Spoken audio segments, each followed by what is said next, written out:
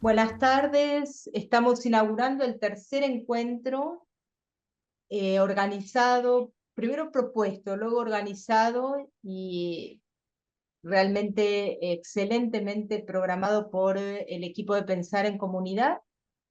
Como dijimos el miércoles pasado, no vamos a hacer grandes introducciones con mucho protocolo para poder ir directamente a lo que no solo nos interesa, sino que nos da un placer enorme escuchar y compartir y luego intercambiar, como siempre después de la presentación. Hoy nuevamente Zulema Pugliese nos va a hacer su presentación. Ahora ella misma va a dar el título y Virginia. Como les decía, hacia la segunda parte vamos a abrir la ronda de preguntas, comentarios, consultas también. Y quiero agregar en esta tarde de hoy que a quienes no puedan asistir a todas las reuniones, que son todos los miércoles, los y las invitamos a que continúen con la serie, con el ciclo, en nuestro canal de YouTube. Les comentaba recién, antes de iniciar la grabación, que tenemos la alegría, realmente la alegría de tener 326 visualizaciones. Quiere decir que claramente es un tema que interesa mucho y bueno, presentado tal como nos lo está ofreciendo, como lo está ofreciendo Pensar en Comunidad, más aún. Así que un agradecimiento enorme a todo el equipo. Virginia, te paso la palabra y siempre, bueno, hacemos un doble agradecimiento a quien expone, porque siempre es prepararse, disponerse y por eso Zulema, un agradecimiento extra. Gracias a Bueno, usted. Virginia, te paso entonces ya la palabra y cualquier cosa, bueno, nos van consultando en el chat o si hay algo muy urgente, pueden levantar la mano, estamos atentos y atentas a las pantallas. Gracias. Bueno, muchísimas gracias al Departamento de Hermenéutica de la Universidad de San Martín por recibirnos, por abrirnos la puerta en este tercer encuentro, a Laura, que nos recibe y nos acompaña, y bueno, y a Diego y a todo el equipo. Y en este tercer encuentro, bueno, Zulema nos va a introducir, o más bien ya a profundizar esta relación entre Lu y Nietzsche, en esta amistad, desencanto y separación. Nietzsche se va transformando en profeta, siguiendo tendencias místicas, mientras Lu se perfila como una de las pioneras del inicio de la modernidad literaria en Alemania. Hay ruptura de la trinidad intelectual, distintos caminos y modos de buscar la verdad. Soledad versus diálogo. Lu y la figura de la hermandad en sus vínculos. Zaratustra, gestación y lectura de algunos pasajes. Recuerdos de Lu, reflexiones. Y ahora tengo el gusto de presentar a Zulema Pugliese y bueno, brevemente voy a leer su presentación. Ella es doctora en filosofía por la Universidad de El Salvador, área San Miguel, Buenos Aires, profesora universitaria de filosofía y teodicea por la Universidad de El Salvador, presidente de la Asociación Civil de Filósofos Pensar en Comunidad y miembro del Grupo de Investigación Fenomenológica de la Academia Nacional de Ciencias de Buenos Aires. Autora del libro Dios en Heidegger, un pensamiento original y coherente recorrido de la mano de Dios. También es autora de numerosos artículos de este mismo autor y es coautora del libro Entre Oriente y Occidente, El camino de Byung-Chul Han. Conferencias en jornadas nacionales e internacionales, áreas de investigación fenomenológica, transhumanismo, Nietzsche, Heidegger y Byung-Chul Han. Muchas gracias, Zulema, y bueno, te escuchamos. Bueno, buenas tardes. Gracias por la presentación. Nosotros en el encuentro anterior estuvimos viendo cómo Lu Salomé viene desde San Petersburgo a Zúrich a estudiar con su mamá por el clima, por motivos de salud, va a Roma y por una carta de recomendación de su profesor Kinkel, ella se encuentra con la mecenas que, digamos, dirigía toda la parte cultural e intelectual en Roma, que es Malvida von Meisebuch, y ahí conoce a Paul Ree y al poco tiempo, a la semana, conoce a Friedrich Nietzsche. Entre los tres piensan armar un grupo de estudios al cual llaman la Trinidad o Trinidad Intelectual y comienzan a prepararse para difundir lo que investigan. Por el momento, Re se fue de vacaciones, entonces deciden comenzar Lu y Nietzsche. En ese momento, Lu estaba investigando qué siente una persona atea y preparando un libro donde los caracteres eran los que iban a descifrar este misterio. ¿En qué cree, qué busca una persona si es atea? Y mientras tanto, Nietzsche había escrito Humano demasiado humano, y en este momento estaba terminando Detalles de la Gaya Ciencia. Escribía en aforismos. ¿De dónde provenía el gusto por los aforismos? Cuando él se separa de Wagner, está deprimido, está mal, y es ahí donde se refuerza su amistad con Paul Ree. A Ree le encantaban los aforistas franceses como La Rochefoucauld. Entonces, Nietzsche toma esto como un desafío. Él dice, yo sé escribirlos, ¿por qué no lo hago? Y es por eso que Humano demasiado humano, Aurora también, son como colecciones de aforismos. Muchas veces se pensó que era más fácil para él, que no tenía bien la vista, escribir en aforismos, porque al ser breves era más fácil, él no podía leer por mucho tiempo. Disculpa. Y dijo, esto sería un desafío para mí, hacerlos y condensar las imágenes de mi pensamiento. No es fácil. Realmente, bueno, desde mi punto de vista es más difícil escribir en aforismo que escribir normal. Pero bueno, él busca ese equilibrio exacto entre contenido y forma, que es lo que da gusto a los aforismos. Y deben ser atemporales. Eso era lo que él prestaba atención, porque el aforismo parte de una situación común y se dirige a una sentencia, a una afirmación que, como diría Ricoeur, da que pensar. Y decimos que es atemporal porque es un simple detalle cotidiano, quizás, pero hay un vasto horizonte de combinaciones y no siempre combinamos igual. A medida que pasa el tiempo, los releemos y encontramos nuevos posibles significados. Eso se vio en los papeles póstumos de Nietzsche, aparte del trabajo que llevaba, cómo iba variando para que sea un significado exacto. Hay de todo tipo, hay solemnes o no, tipo oráculos, como los que escribió en Zaratustra, y otros que son explicativos, y ya son más largos, como el más allá del bien y del mal. Si vamos a hablar de uno que podemos decir con sobriedad, es el que está escrito, ¿no? Es de humano demasiado humano. La moral no es más que el instinto gregario que se da en el individuo. Esto es un tema que él desarrolló en 2 libros. Y sin embargo, vemos que en un pequeño aforismo está condensada toda esa imagen de pensamiento. Otros preferimos los que tienen sarcasmo, porque él era una persona irónica.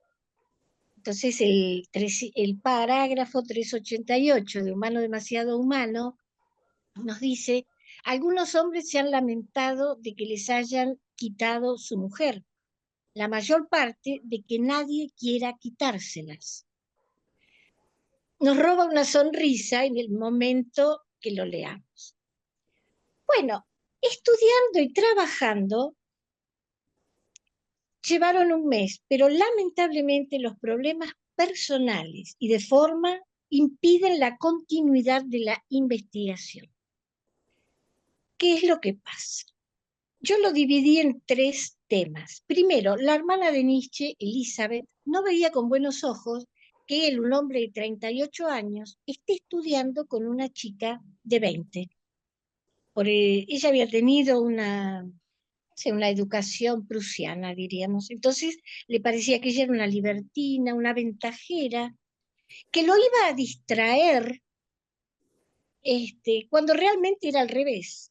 Ella quería seguir estudiando y el que se distraía mirándola era él.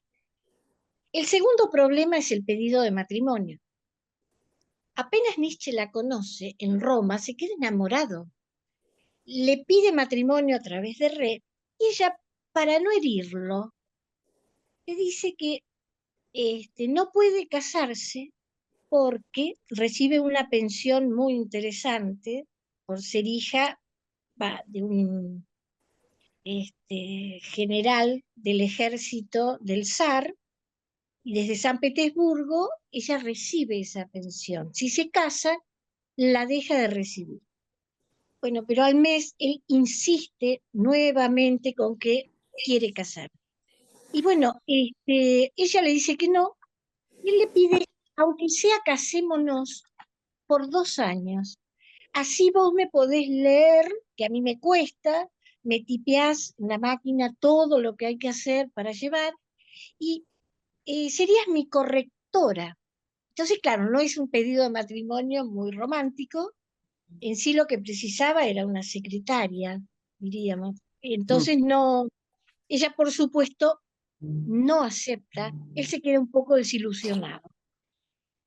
Y después, el otro problema eran distintos modos de investigar. Él estaba, ella decía que si había un vínculo entre los dos, eso los iba a sacar de foco. Lo que convenía era que simplemente sean un grupo de estudios. Esto se lo había dicho a Re, vos me tenés que tratar a mí como si yo fuese tu hermana, y Re aceptó, pero Nietzsche no.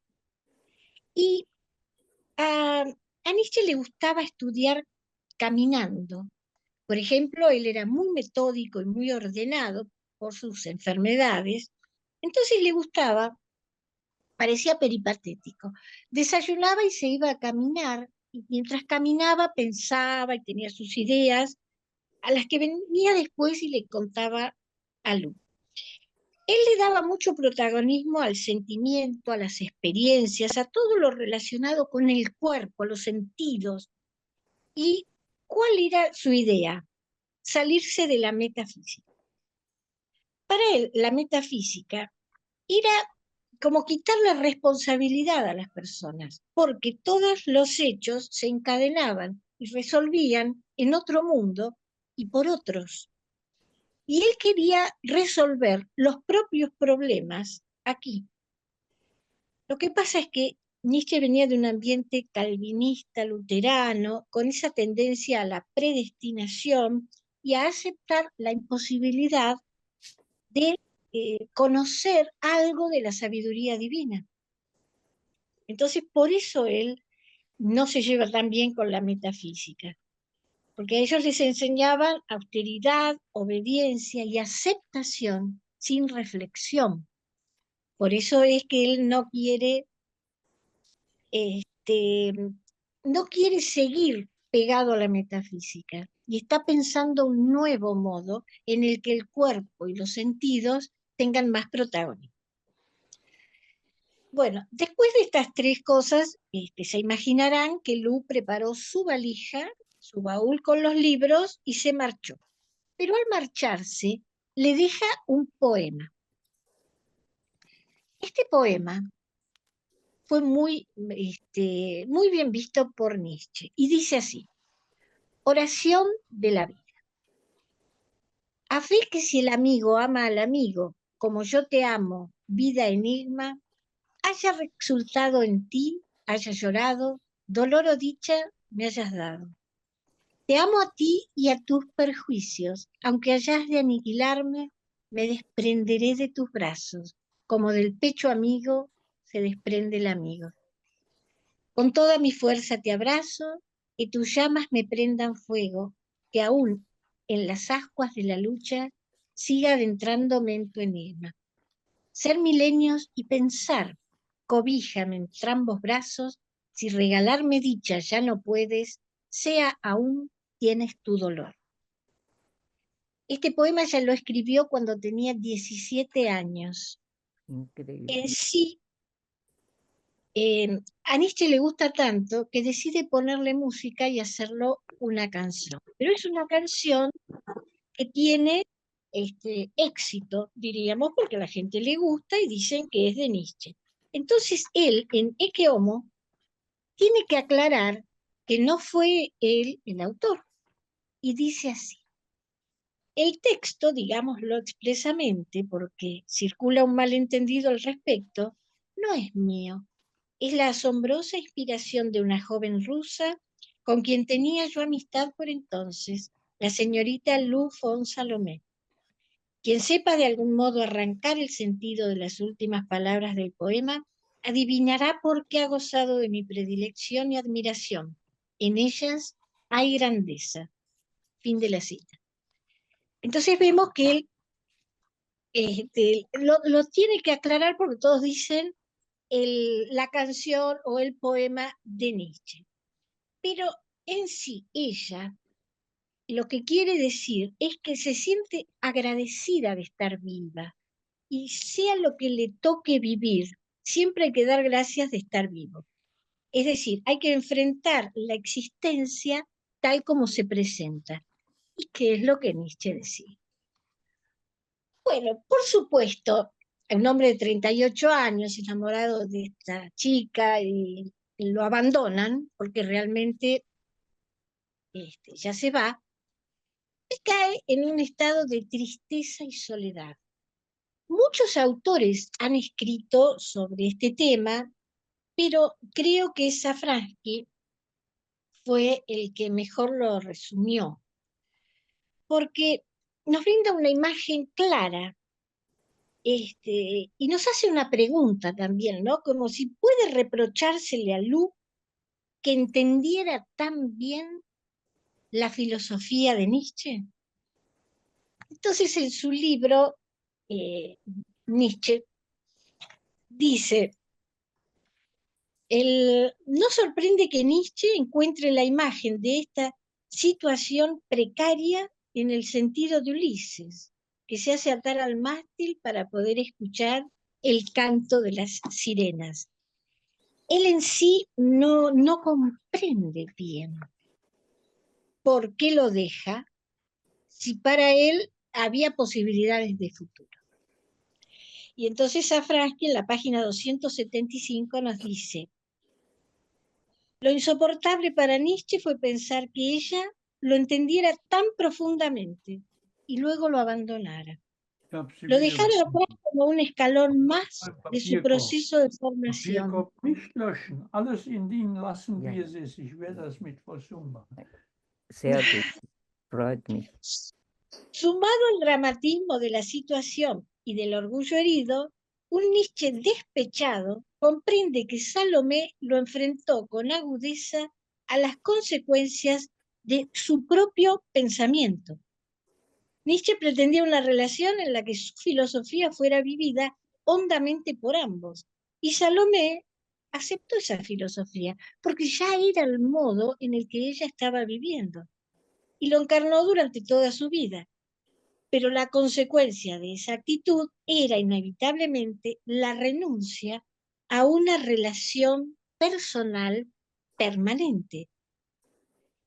Él se pone mal, sí, pero ¿dónde queda entonces esa serenidad soberana de la que él habla en el Zaratustra, en la que le exigía a sus discípulos que se desprendieran de él una vez que lo abandonaran? una vez que lo habían encontrado. Es decir, ella siguió lo que él decía. Bueno, yo dije que lo que tenían eran distintos modos de investigar. Por eso ella prefiere quedarse con Re y no con Nietzsche. Porque en Nietzsche hay una fusión apasionada. Son modos diferentes. Él sentía desde dentro cuál era la verdad. La estudiaba desde todos los ángulos y luego se convencía a sí mismo de lo que era. ¿Era verdad o no? Era un maestro de la sospecha. Entonces, había una fusión de la vida especulativa con la totalidad de su vida interior. Y el fuego que ardía con viveza detrás de sus pensamientos lo hacía brillar con una luz magnífica, porque tenía un arte único para expresar sus pensamientos. Y siempre estaba como apertura. Él siempre estaba abierto a cosas nuevas, a incorporar ideas. Por el otro lado, vemos que Re era completamente diferente. Re no tenía una escisión entre pensamiento y sentimiento. Era como la lógica frente a lo psicológico en el agudo y claro rigor de sus pensamientos científicos. Él Otra como un vez. Salí. observador de la realidad. Por eso quizás se podría decir que había una especie de unilateralidad desde su lugar. Sin embargo, Lu siempre admiró dos atributos, diríamos, de Nietzsche. El primer atributo es su talento para las sutilezas, porque como Nietzsche era filólogo, era el que sabía tratar, según ella, con la filigrana de las cosas. Era un arte especial. Y seguirle el rastro a lo escondido y secreto. Y otra cosa que admiraba era su enorme fuerza artística, porque él no dejaba que lo limiten. Era una perspectiva amplia y liberada del contexto general.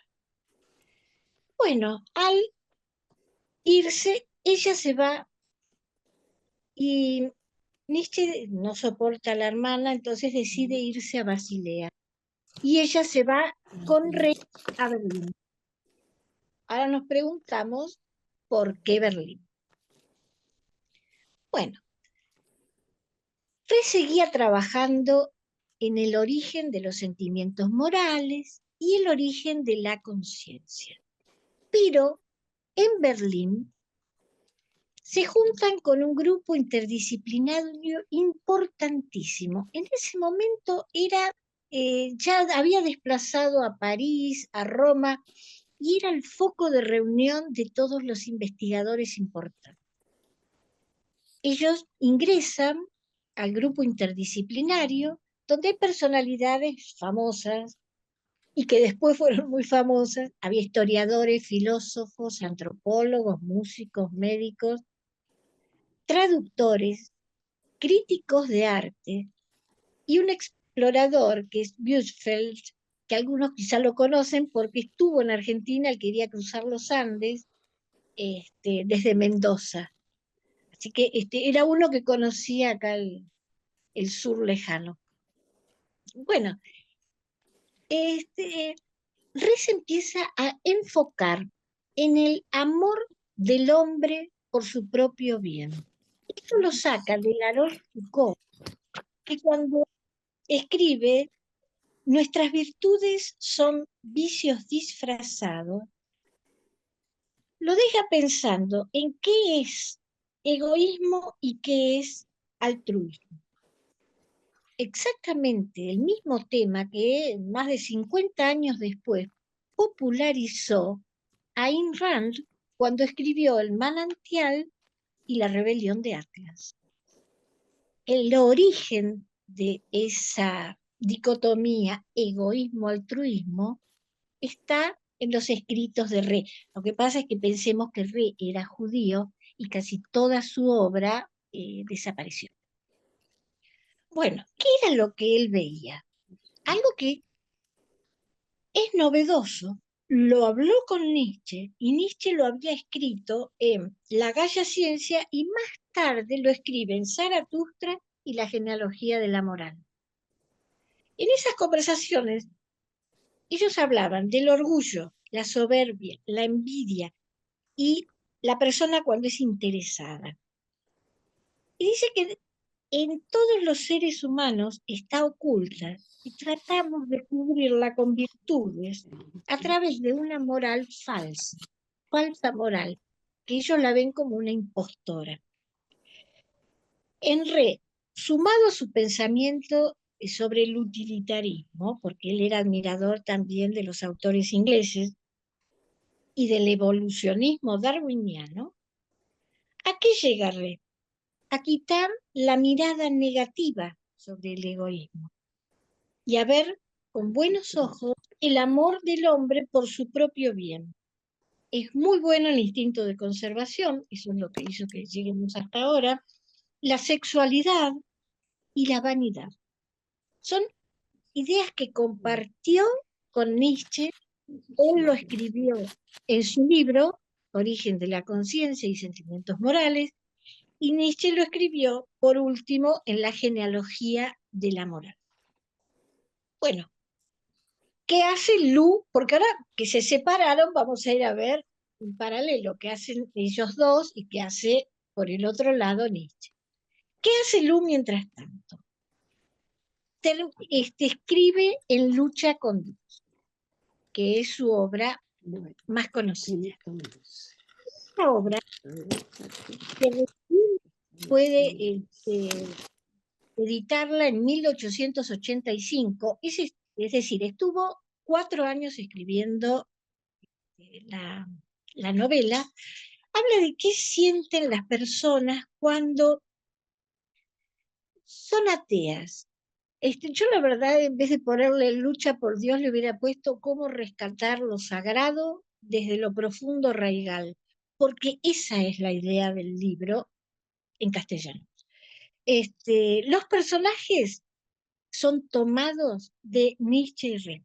Nietzsche es Kuno, es el buscador de lo divino, ese que tiene ideas místicas, es hijo de un pastor, pero está descreído de haber dejado de creer, pero dentro suyo aún hay una búsqueda por la divinidad. No baja los brazos, siempre es un buscador de la divinidad. Y el otro personaje se llama Rudolf y encarna a Re. Re en sí es más racional y está desencantado y no piensa buscar nada. Ve que ya la religión no le va a dar solución de nada, entonces prefiere ir hacia la ciencia. ¿Por qué tiene éxito el libro?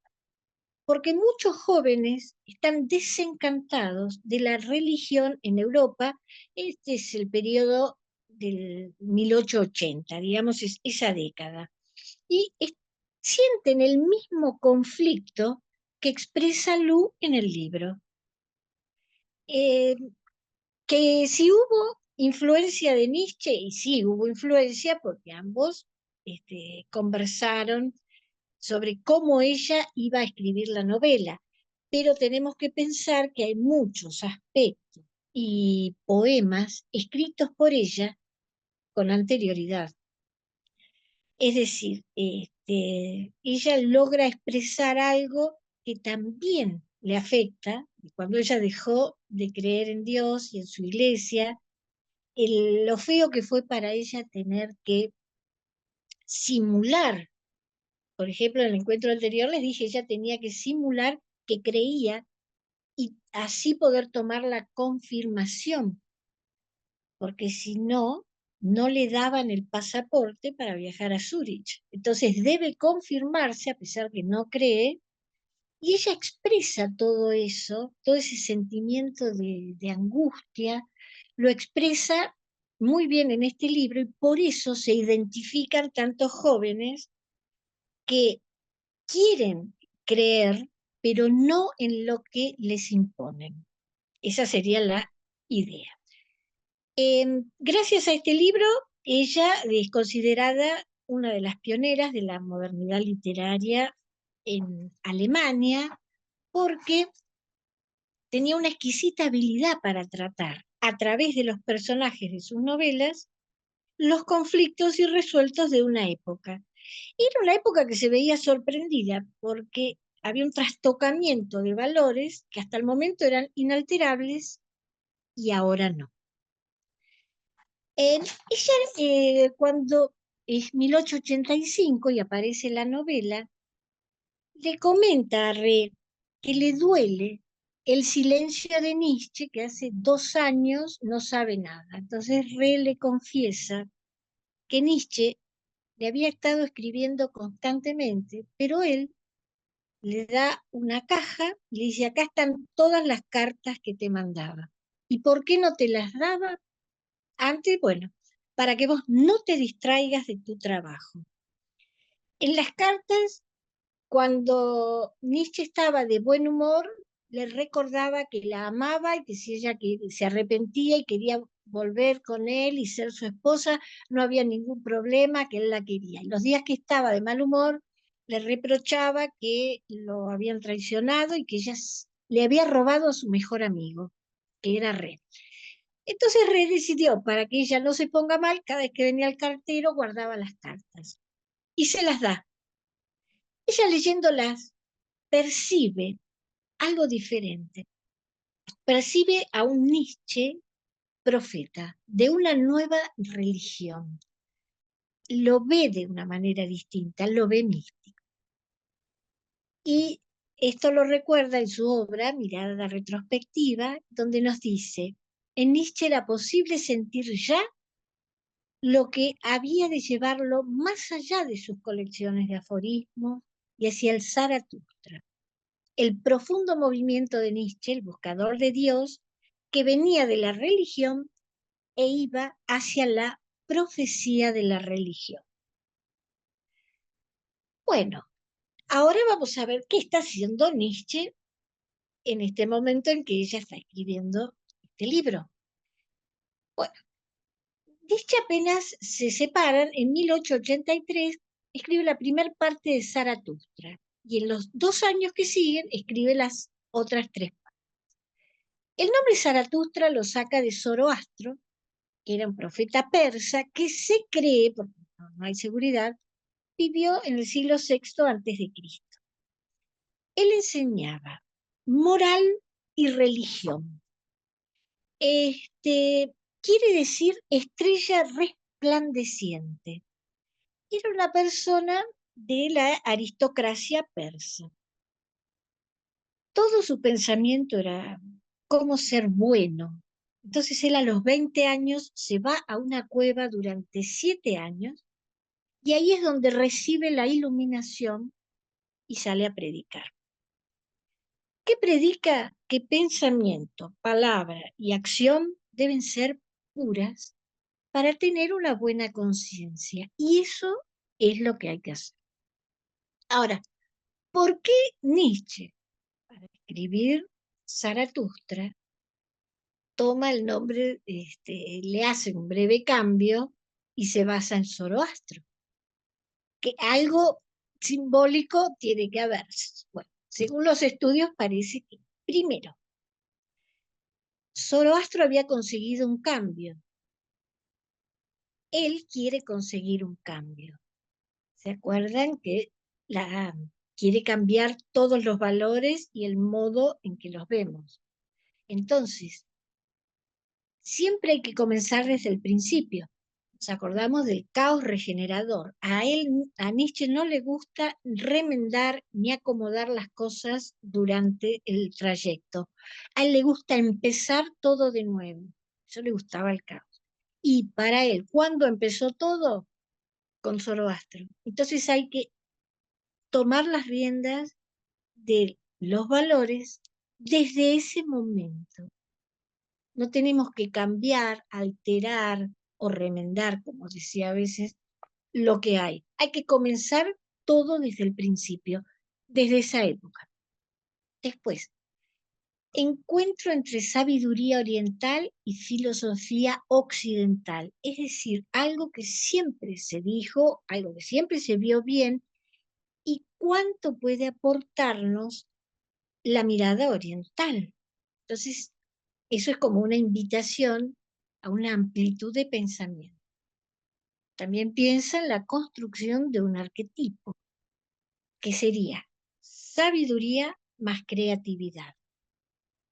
Pero acá viene la diferencia con Zoroastro. Primero, Zoroastro era de la realeza y Zaratustra quiere decir cuidador de caballos o camellos, es decir, de la clase baja del pueblo. La sabiduría a Zoroastro le vino desde afuera, desde el exterior, por iluminación. En cambio, Nietzsche decía que había que pensar que uno mismo podía llegar a la sabiduría. Y creatividad. Zoroastro se movía dentro de la moral y religión de su época. Y para Nietzsche, creatividad era no tener límites, superar los límites que se le imponían. El objetivo en sí del libro es superar la tradición e inspirar a la humanidad a desplegar posibilidades libremente. Son distintos. Bueno, siempre le gustó la parte a Nietzsche de volar, de no tener ataduras, no estar en la tierra, no estar pegado a las cosas. Incluso habla del espíritu de la pesadez. Y es ahí donde desarrolla esta idea. Les voy a leer un pedacito de Zaratustra, de la tercera parte, donde dice: mas quien se hace ligero y transformarse en un pájaro, tiene que amarse a sí mismo. Así enseño yo. Si nos fijamos bien, es exactamente lo que está diciendo Re en su libro de ciencias. Continúa. Hay que aprender a amarse a sí mismo con un amor saludable y sano, soportar estar consigo mismo y no andar vagabundeando de un sitio a otro. Semejante vagabundeo se bautiza a sí mismo con el nombre de amor al prójimo. Con esta expresión se han dicho hasta ahora las mayores mentiras y se han cometido las mayores hipocresías, y en especial lo han hecho quienes caían pesados a todo el mundo. Acá se está refiriendo a los sacerdotes. Ya casi en la cuna se nos dota de palabras y de valores pesados, qué es bueno y qué es malo. Así se llama esa dote, y en razón de ella se nos perdona que vivamos. Dejemos que los niños vengan a nosotros para impedirles a tiempo que se amen a sí mismos. Y así procuran el espíritu de la pesadez. Sí, la vida es una carga pesada. Y más adelante, si se acuerdan de la imagen del camello, a quien lo cargan con cosas, tiene que sufrir y avanzar cargando cosas ajenas, pensamientos ajenos. Y la idea de él siempre es ser libre y volar libre. Entonces dice: aprendí a tenerme en pie y a caminar, correr, saltar, trepar y bailar, por encima de todas las cosas. Y esta es mi doctrina. Quien quiera aprender alguna vez a volar, tiene que aprender primero a tenerse en pie, caminar, correr, trepar y bailar. El volar no se coge al vuelo. Por muchos caminos diferentes y de múltiples modos, llegué yo a mi verdad. No por la única escala ascendí hasta la altura de donde mis ojos recorren al mundo. ¿Dónde está vuestro camino? El camino no existe. Así habló Zaratustra. Es decir, aligerarnos de las cargas, sobre todo morales, religiosas, y poder volar. En la tercera parte de Zaratustra dice, todo mi caminar y subir montañas era tan solo una necesidad y un recurso del desvalido. Volar. Solo eso es lo que quiere mi voluntad entera. Bueno, así las cosas, ya vimos qué están haciendo los tres. En 1886, Lu nos da una sorpresa a todos. Algo inesperado. Él conoce en el círculo de Berlín a muchas personas, entre ellas estaba Tunis, que fue más adelante el fundador de la sociología, como la conocemos actualmente en Alemania, bueno, y otros personajes muy, muy conocidos. Pero Friedrich Karl Andreas era un hombre muy interesado en ella, le gustaba su modo de ser, su modo de investigar. Pertenecía a una familia iraní, eran de la aristocracia iraní-armenia, con familiares de Alemania, y se dedicaba a la enseñanza e investigación de lenguas orientales, con una meticulosidad extrema. Y era muy reconocido en su época. Le pide matrimonio, por supuesto ella lo rechaza, porque sabemos que tenía aversión al compromiso matrimonial, pero sucede algo extraño que nos va a mostrar Virginia en un minutito de película.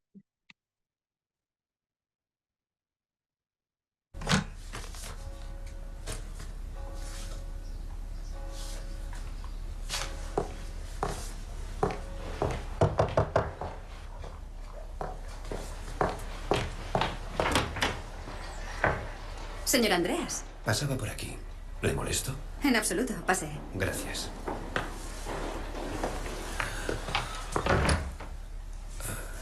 Quería comentar un asunto con usted. Espero que no sea nada malo.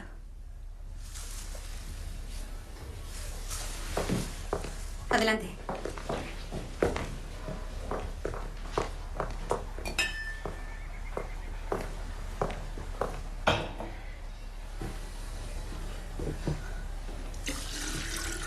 He leído que entre los intelectuales rusos el matrimonio de conveniencia es muy frecuente.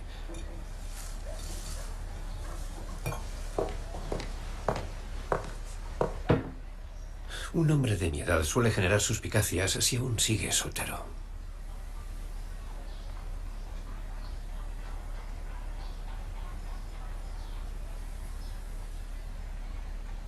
Los hermanos no se casan. Pero los padres sí, ¿verdad? Es muy mayor. Es un matrimonio de conveniencia. Pero él es especial. De tu clase social. De sangre azul, un buen partido para ti. Su excelencia. Sabes que Cal ya no tiene dinero ni títulos, así que yo sería el buen partido. Tú rechazaste mi proposición. Tú ya sabes por qué. No romperé mi juramento. Soy un idiota. Un filósofo sin éxito que ha malgastado estos años. Dame esto. No te preocupes. Es suficiente con que hayas vuelto loco a Nietzsche.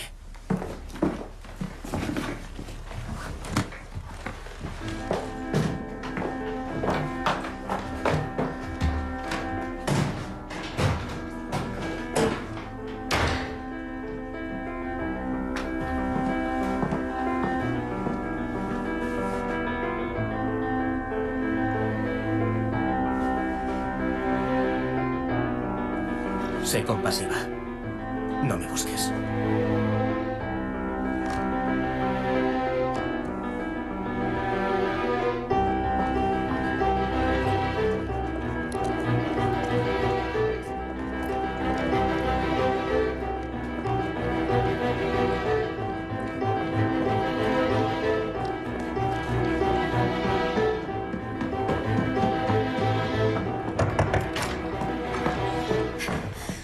No puedo ser su mujer.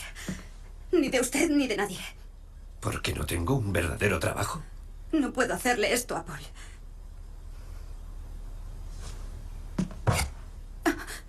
Si no se casa conmigo, ya no quiero vivir. ¡No, por favor! Cálmese. Llamaré a un médico. Solo es un rasguño. Está loco. ¿Y qué? Usted también. Un matrimonio perfecto.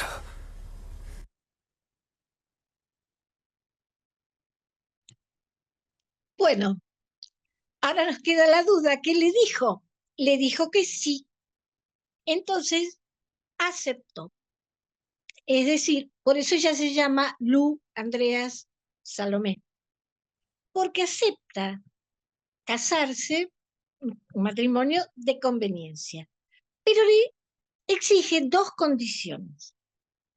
Una que iba a ser ella iba a seguir viendo a Re, que Re se había enojado, vieron que se fue, dice, a él le aceptás casarte y a mí no, pero ella a Re lo veía como un hermano, por eso le era imposible dar un paso más. Y le dice que Re, como es su hermano, ella no tiene por qué casarse con él y separarse de su familia, que Re iba a vivir con ellos. Y la otra condición es que iba a ser una unión célibe. Bueno, para sorpresa de todos, Andreas le dice que sí, está bien. ¿Qué gana cada uno? ¿Cómo resulta esta unión? Él lo que tiene es esperanza de convencerla, que en algún momento ella iba a aceptar transformar ese matrimonio de conveniencia en un matrimonio normal. ¿Y ella en qué se beneficiaba? Cuando ella va con Re a Berlín, y estudian juntos, había una ley que prohibía que un hombre y una mujer, si no estaban casados, no podían convivir. Entonces, por supuesto, Elizabeth Nietzsche, siempre presente, lo dio a conocer. Entonces a Re y a ella los vigilaban y era muy difícil para ella seguir escribiendo y escondiéndose de la policía porque la sentencia, si los encontraban conviviendo, era ir presos, tenían que ir a la cárcel. Entonces por eso para ella era importantísimo ahora estar casada con Re. Estar casada con Andreas, porque al tener un marido, ella ya no tiene por qué dar explicaciones a nadie, porque o te vigilaba tu papá, el Estado o tu marido. Como mujer no podías estar sola. Entonces el papá había fallecido y acá tenía que al Estado cuidándola. Desde el momento en que se casa con Andreas, ya el Estado deja de vigilarla y de perseguirla. ¿Qué otro beneficio tuvo? Andreas era un especialista en lenguas, tanto orientales como europeas. Hablaba 10 idiomas, entre ellos noruego. Entonces, recuerdan, en el encuentro anterior, yo les hablaba de Ibsen y los personajes de Ibsen, que eran tan reales en su lucha contra la hipocresía de la sociedad moralista. Bueno, Andreas le traduce a Lu todos los libros de Ibsen. Entonces ella escribe un libro muy bueno que se llama Personajes femeninos en la obra de Henrik Ibsen, donde detalla el arco de cambio de cada uno de los personajes femeninos. ¿Qué nos muestra aquí? El interés de ella por el psicoanálisis. Todavía Freud no estaba, pero ya se venía viendo ese cambio. Y la otra pregunta que nos hacemos sobre Lu, ella era feminista, era miembro de ese grupo de mujeres que luchaban por igualdad, de derechos. Aquí existe una confusión, porque a ella se la tilda de feminista, porque era muy, muy amiga de la baronesa Frida von Bülow. Esta mujer era del movimiento colonial germano. Como era muy amiga de los exploradores que iban a África. Ella quería ir con Carl Peters, que era su novio, pero no se lo permitían, porque decían que a los protectorados, digamos colonias que tenía Alemania en África, solamente podían ir hombres. Ellos podían ser exploradores, fundar ciudades, enriquecerse o no, ir de paseo, pero las mujeres tenían prohibido ir. Entonces, para poder ir al protectorado de África Oriental, ella quiere, no se hace enfermera, sino que estudia auxiliar de enfermería y va a un centro hospitalario germano. Entonces, de esa manera, sí le permitieron viajar con su novio. Pero ¿qué pasa? Apenas va al año, tiene que volver porque toda peste que había la agarró. No es fácil en esa época vivir en un protectorado en África. Cuando vuelve, se dedica a escribir y es la fundadora de la novela colonial alemana. Ella escribe en La Tierra Prometida y después un montón de artículos en el periódico feminista Die Frau. Mientras ella promocionaba este libro, iba con Lu, que estaba promocionando los personajes femeninos en la obra de Henrik Ibsen. Entonces muchas personas pensaron que ellas eran las dos feministas, pero en sí Lu no lo era y decía que ella ni lo era ni lo iba a hacer. No se consideraba feminista. ¿Por qué? Porque no quería ser ejemplo de nadie. No quería que nadie siga lo que ella hacía y no le interesaba cambiar las reglas. En sí, Lu con las reglas tenía un problema. Y decía, si yo me niego a seguir las reglas que me imponen los hombres, ¿por qué ahora voy a seguir las reglas que me imponen un grupo de mujeres? Yo no quiero seguir las reglas de nadie. Yo quiero que me dejen hacer mi vida. No soy ejemplo y no soy feminista, por lo que hemos visto de ella, ni antes ni con los parámetros de ahora. ¿Por qué? Porque ella se sorprendía, por ejemplo, cuando Malvida von Meisebuch decía, nosotras tenemos que hacer esto, nosotras lo otro. Ella dice, yo no soportaba. Claro, Lu era más proclive al individualismo. Entonces ella no soportaba eso de nosotras, como que somos una fuerza diferente o algo así. No le gustaba el plural. Ella siempre habló, yo quiero hacer mi vida y lo único que pretendo es que me dejen hacerla. No voy a seguir leyes ni reglas de hombres ni de mujeres. Por eso a nuestro libro decidimos ponerle de título Una vida para la libertad.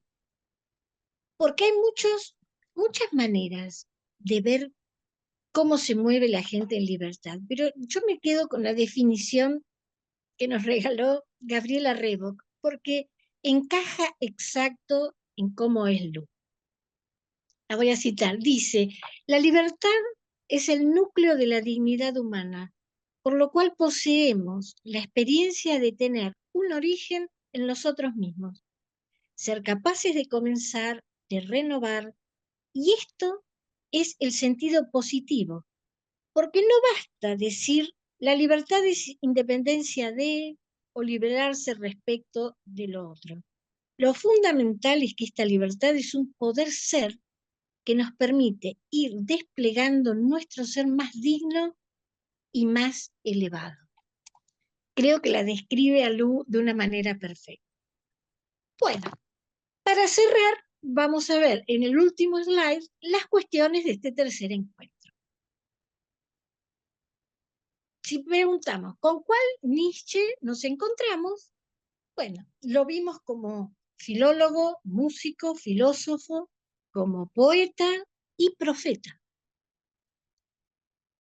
¿Y qué idealiza Nietzsche en Lu? Porque hablando seriamente, la conoció una semana en Roma y después un mes en Tautenberg y quedó enamorado de por vida. Entonces, eh, es una idealización.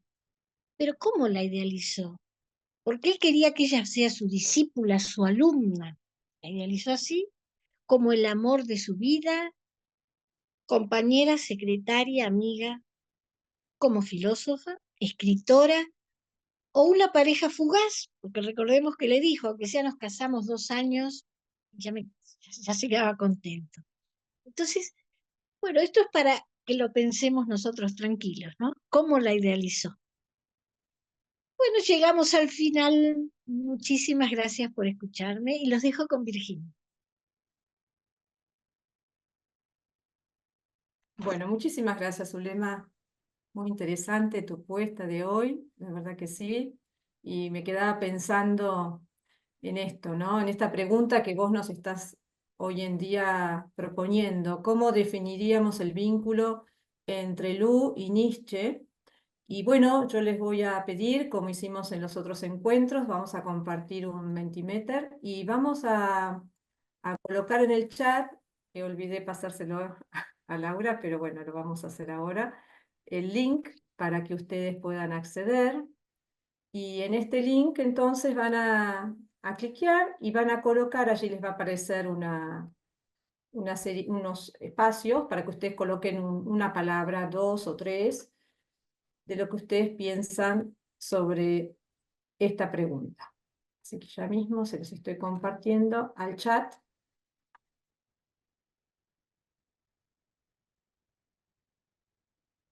Pueden cliquear directamente allí en ese link que les va a aparecer el chat para ingresar entonces, colocan el cursor allí, cliquean y van a ingresar entonces a esta página para poder responder.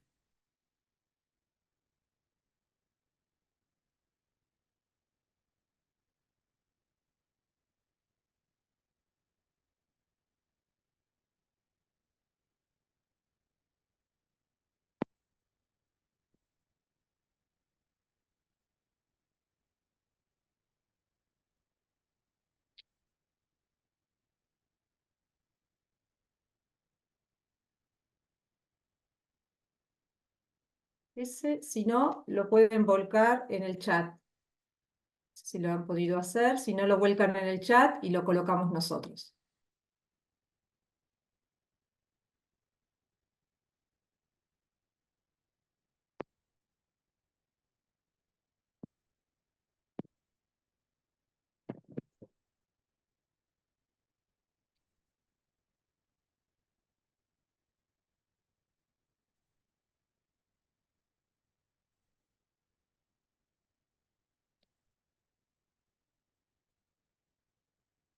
Si no, les vamos a pedir que lo coloquen en el chat, lo escriban allí directamente y lo subimos nosotros.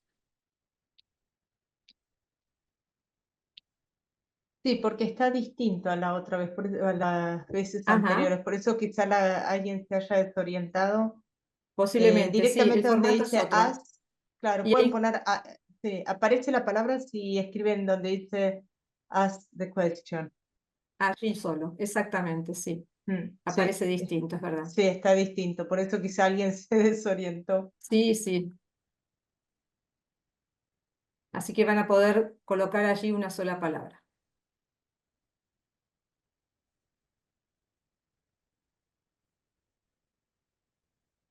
Bueno, vamos a colocar, acá me pusieron una.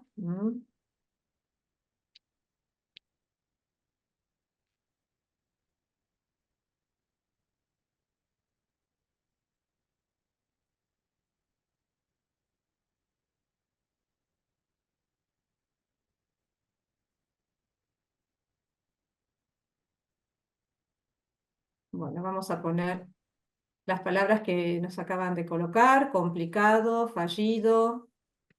Ahí las vamos a escribir.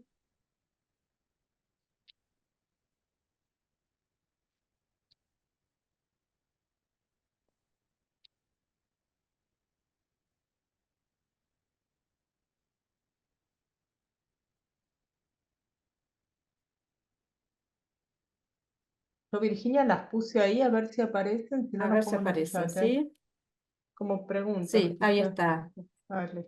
Desamor, sí, es como que no me las va agregando. Bueno, promotora de pensamiento, desamor intelectual, discípula, dispar, conflictiva, ilusión.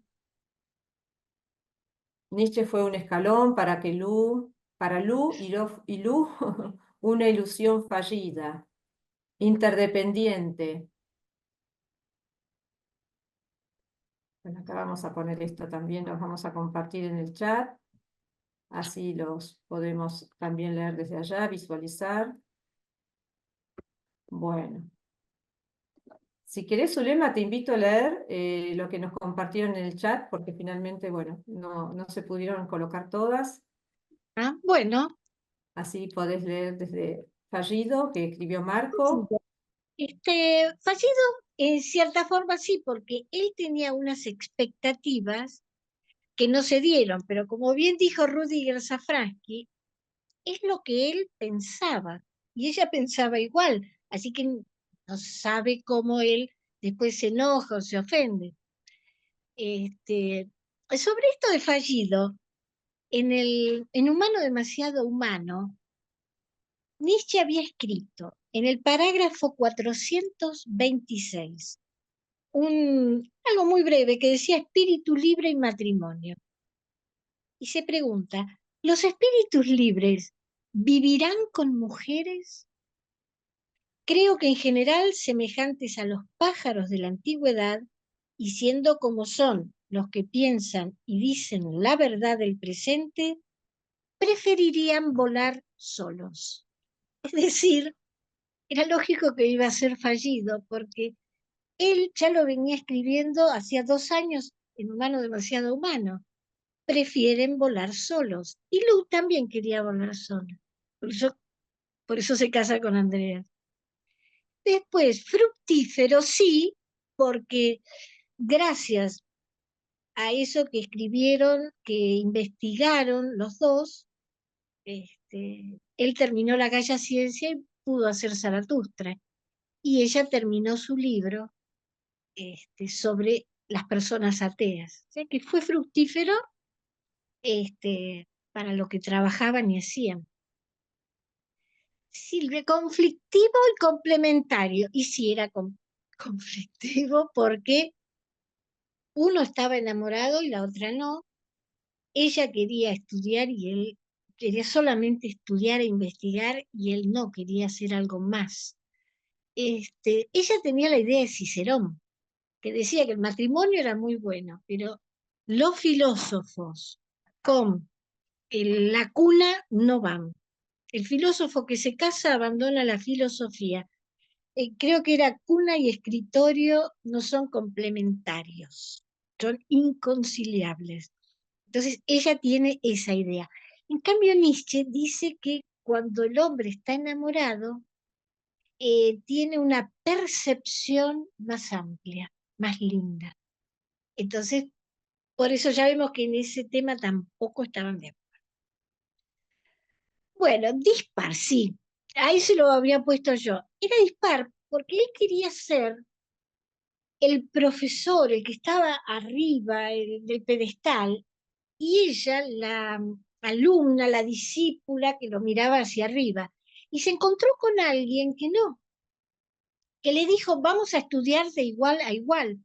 Siempre me acuerdo del dicho argentino, vamos juntos a la par. Somos iguales estudiando, no vos arriba y yo abajo haciéndote de secretaria. Eso lo veo dispar.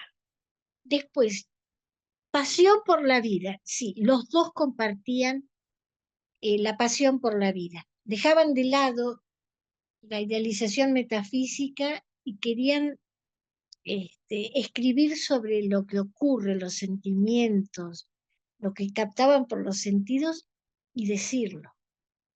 Uno a través de aforismos en Zaratustra y la otra a través de libros que tendían a la psicología. Frustración, sí, él se siente frustrado porque no se esperaba que ella lo entendiera tan bien. Después libertad y libertad, sí. Los dos eran libres. Y ella comprendía que si se unía con él, iba a dejar de serlo. Porque era una mujer responsable. Ella sabía que si quedaba embarazada y tenía hijos, no iba a poder seguir con la vida que quería, que tenía planeada, que era la vida que desarrolló después, 10 años después, paseando por toda Europa en conferencias, en grupos de estudio. Eso si quedaba embarazada y tenía hijos no iba a poder hacerlo. Después, Nietzsche fue un escalón más para Lu y Lu fue una ilusión fallida, sí. Fue un escalón más porque ella en sí estaba tratando de investigar, de conocer, de saber más. Y él era alguien con quien quería estudiar nada más, no casarse. Por eso es una ilusión fallida. Después, desamor intelectual. Por parte de él, es un amor un poco raro también, digamos, porque piensen hoy en día, esto me lo dijo un alumno una vez, me dice, no era un muy buen partido y encima era pobre. A mí me dio tanta risa, porque él tenía disentería de cuando fue a la guerra. Se había caído de un caballo, le dolía la espalda. Se decía que tenía sífilis. Recién comenzaba el reblandecimiento cerebral, por eso le dolía la cabeza, igual que a su padre, y era corto de vista. Entonces, y encima vivía de una pensión que le daba la Universidad de Basilea. Entonces, digamos que no era tampoco el príncipe azul, y le llevaba 17 años. Entonces, claro, no era lo que diríamos hoy un buen partido. Entonces, él, el tipo de amor que él quiere, que es como posesivo y un poco machista, hoy no lo veríamos bien. En ese momento quizás era interesante, pero hoy en día no era un buen partido, entonces, aparte ella no estaba enamorada de él, lo principal. Y después, promotora de pensamientos, sí, porque ella infundía esas ganas, ese interés por estudiar, por ir más adelante, hacer más. ¿De dónde trae ese interés? Ella, como era mujer, no podía ir a ciertas universidades, solamente había pocas que asumían que la mujer podía estudiar igual que el hombre. Por eso estudió en Zúrich y en muchos lados con profesores particulares. Y el poder estudiar, el poder estar con otros, intercambiar ideas, a ella, digamos, ganaba mucho tiempo. Tenía que mudarse con ese baúl con libros, aprender idiomas, porque no existía el Google Traductor inmediato que tenemos ahora. Entonces, era mucho el esfuerzo que había que hacer. Cuando se encuentra con Nietzsche, ella está contenta porque cree que está con un compañero de estudios realmente. Y lo trataba como un hermano, pero nunca pudieron concretar. Bueno, ¿alguna otra? ¿Alguien nos quiere comentar algo? A ver, Silvia, estás muteada si querés compartir. Ahora sí me parece. Bueno, yo, como la pregunta era cómo era el vínculo entre Lu y Nietzsche, se me ocurrió ver un poco la cuestión del vínculo, ¿no? Considerado como un espacio intermedio de la vida relacional, ¿no? Interpenetrado con el semejante, con tendencia a cierto nivel de conflictividad, como vimos en el vínculo entre ellos dos. Pero hay el vínculo es el espacio intermedio que nos hace ser un poco en función de lo que el otro es, ¿no? Y también está definido a veces como un intento de resolver la falta originaria por el desamparo del ser, por el desamparo en la existencia, como un intento de cubrir esa falta. a través de lo que a cada uno le falta, encontrarlo en el otro. Lo pensé en el caso de Nietzsche, él que estaba como en un nivel superior, como hombre, como filósofo, ella alumna, ¿no? Y ella tal vez como un hermano, porque ella dice que ve en cada hombre un hermano, acostumbrada a su infancia de hermanos, la única mujer. Este comentario nomás quería hacer sobre los vínculos. Muchas gracias, Silvia, muy bueno tu comentario.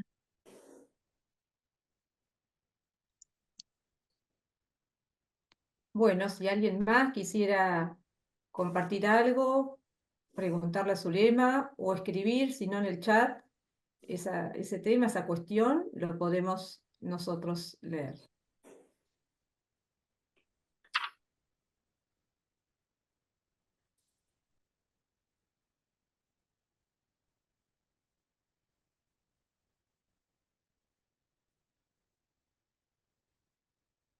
Podemos retomar el punto, la vez anterior habías comentado, Zulema, creo que había sido un oyente que planteó quién era el alumno y quién era el profesor, entre la relación de los dos.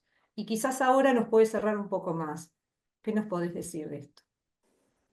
Sí, había planteado cómo se verían si era alumna y profesor. Él quería ser profesor, el mentor de ella. Igual que como él había sido admirador de Wagner, él quería que alguien a él lo admire. Entonces, claro, la eligió a Lu porque era una chica inteligente y porque tenía los mismos pensamientos que él sobre moral, sexualidad, religión. Entonces, él esperaba esa reacción de ella. Pero de a poco se da cuenta que no, que ella no quiere ser su alumna, que simplemente está llevando adelante una investigación con él sobre esos temas, pero que el día de mañana va a seguir la investigación con otros profesores, que es lo que hizo, y con otros compañeros. No es que se va a quedar con él como discípula. Y aparte él mismo lo había escrito, ¿no? En Humano demasiado humano y en Zaratustra. Una vez que ya el profesor les explicó y lo entendieron, ahora tienen que volar solos. Y es lo que ella hace. Ella ya entendió lo que él decía y quiere seguir volando. Por eso es un vínculo que fue un poco dispar, porque él tenía una esperanza y ella otra. Sí, yo diría también, Zulema, no sé a vos qué te parece, o a ustedes, que él tenía algunos rasgos narcisistas y que al recibir la negación de Lu para el matrimonio, sintió una herida narcisista y le vino esta depresión después. Por esta herida narcisista, decir, me parece, ¿no? Él al querer ser el profesor y que ella la alumna, ¿no? Como que está en un estatuto y que lo admiren, ¿no? Esta cuestión del narcisismo, que después le interesó tanto a Lu el tema del narcisismo más adelante, ¿no? Le interesó mucho a ella como trabajo en el ámbito del psicoanálisis, para adelantar algo. Para adelantar algo del próximo encuentro.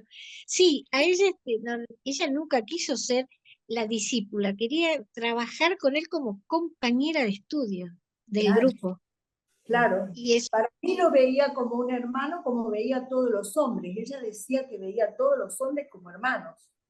Por eso nunca quiso casarse ni sujetarse a nadie, no como un padre. Sí. Un vínculo fraterno. Claro que sí, el vínculo con Andreas fue así, un vínculo fraterno. Fraterno, claro. Sí, sí. Marco agrega, tampoco se pudo construir una relación de amistad como dos pájaros solos, ¿no? Sí, claro, esa eran imagen los que nos compartiste vos. Eran muy individualistas los dos, entonces claro, ninguno quería adaptarse a los deseos del otro, estar subyugado al otro. Entonces, por eso, en ese sentido chocaron, que realmente fue una lástima. Pero bueno, cada uno después expresó sus ideas. Re lo hizo en libros científicos, Nietzsche lo hizo como profeta en Zaratustra, y ella dando un paso hacia el psicoanálisis en los libros que empezó a publicar y los artículos. Después de esta época empezó a publicar muchísimo. Entonces, bueno, cada uno difundió las ideas de una manera diferente, pero acá vemos que son individualistas los tres. No hay caso en eso. Para pensar un poquito también en esto, que por qué finalmente acepta casarse, bueno, yo sigo un poco la línea de la que están hablando con los vínculos, ¿no? Ella un poco en esta desesperación, pero tal vez no le queda otra salida, porque había perdido a su amigo. Y ella queda un poco en esta desesperación de decir, ¿qué hago ahora? Bueno, rechazo todo, me quedo otra vez sola, sin embargo no puede, ¿no? Es decir, ella también está en una situación un poco de desesperación, me da esa sensación. Sí, la idea de que Re se haya ido, dice, bueno, si era por un matrimonio de conveniencia, te hubieras casado conmigo. Pero claro, con sus problemas de juego y todo eso, Re tampoco era, digamos, un buen partido. A mí realmente me da pena porque cuando Re se va, va a Celerina, en Suiza, y estudia medicina. Se recibe de médico, con esto vemos la capacidad intelectual que tenía, y se dedica en Celerina a atender a las personas que viven en las montañas, que no tienen la posibilidad de ir a hospitales, de comprar medicación. Entonces él dedica su vida a eso, hasta 1900, 1901, que en una excursión cae de un acantilado y se mata. Es una vida triste. Después, bueno, se perdieron casi todos sus escritos, pero era un investigador muy serio, muy concentrado en su trabajo, y realmente aceptó llevar una vida como hermano con Lu, pero sabiendo que no. Por eso se enoja tanto, lo vimos en el pedacito del film, se enoja Sí. tanto porque dice, bueno, nos hubiéramos casado nosotros, y listos, y total, es matrimonio de conveniencia. Él también siente esa angustia. Sí, Marco agrega, ¿no? Tanto Nietzsche como Re sexualizaron de alguna manera su relación con Lu. Sí, Claro. lógico. Él no le entrega ni las cartas que Nietzsche le había mandado. Se las Se las guarda. da Por algo se las guardó. Claro, y para Nietzsche también fue muy triste, porque 3 años escribiéndole Claro. la cantidad de cartas que le escribió y ella nunca le contestó. Entonces, claro, dijo, se olvidó de mí completamente. Creo que también eso para Nietzsche habrá sido muy, muy triste, porque él esperaría, aunque sea, que le diga, no, mirá, sigo pensando igual, o algo. Pero no, no le escribió nunca nada. Yo pienso que el matrimonio es una salida a la exogamia también.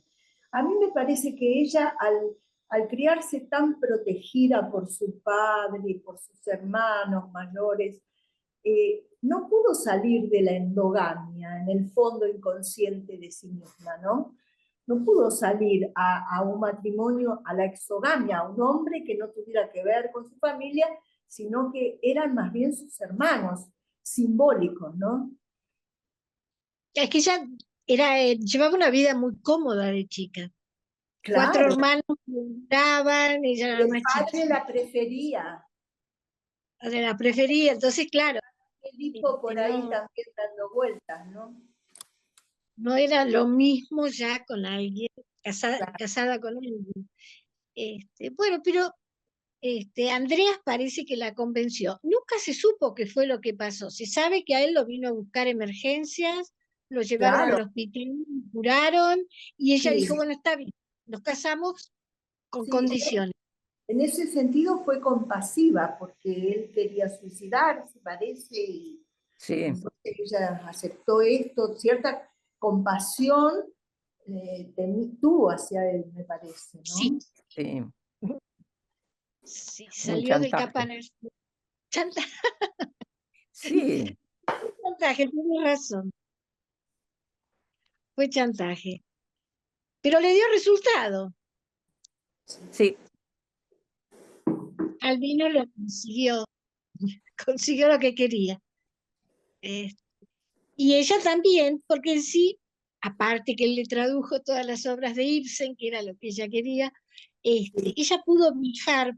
Le gustaba mucho ir a Viena, que tenía otro círculo de amigos que estudiaban, que investigaban en Viena. Entonces ella podía ya viajar tranquila, porque al estar casada con él, el Claro. Estado no le podía hacer Claro. las cosas que hay que hacer. Bueno, si alguien más quisiera agregar algún comentario, alguna sugerencia, si no, ya puedo también invitar a Gabriela presentando su próximo encuentro, que será el miércoles que viene. me parece que le toca hablar a Silvia ahora. No, creo que no. ¿O sí? ¿Ya me toca? No, No, no. ahora viene Rilke. Ahora Las viene Rilke, novelas, no, ahora las viene Rilke. novelas de Lu. Finishka. Ahora Sí, viene, Finishka. A mí. ahora viene La vida como poesía, ¿sí? La relación de Rainer María Rilke con Luz Salomé, una ofrenda a la poesía de la vida, dos almas hermanadas en la visión poética de la existencia gracias al aporte femenino. La nueva concepción del amor que explora el profundo secreto de la vida. Rilke, su poesía marca un cambio, las raíces profundas de la religiosidad y el Dios venidero. La influencia de Luz Salomé y la espiritualidad rusa. Una nueva época nace bajo el signo del arte y la libertad, la vacilación romántica ante lo real. ¡Wow! Bueno, vamos a esperar. sí, No, para la próxima, sí, Sí. cuando me toque hablar, con mucho gusto. ok, Había una afinidad realmente raigal entre ambos. Por eso hay bastante que decir y eso de poetizar el mundo, con otras palabras, Laura me va a dar la razón, es romantizar.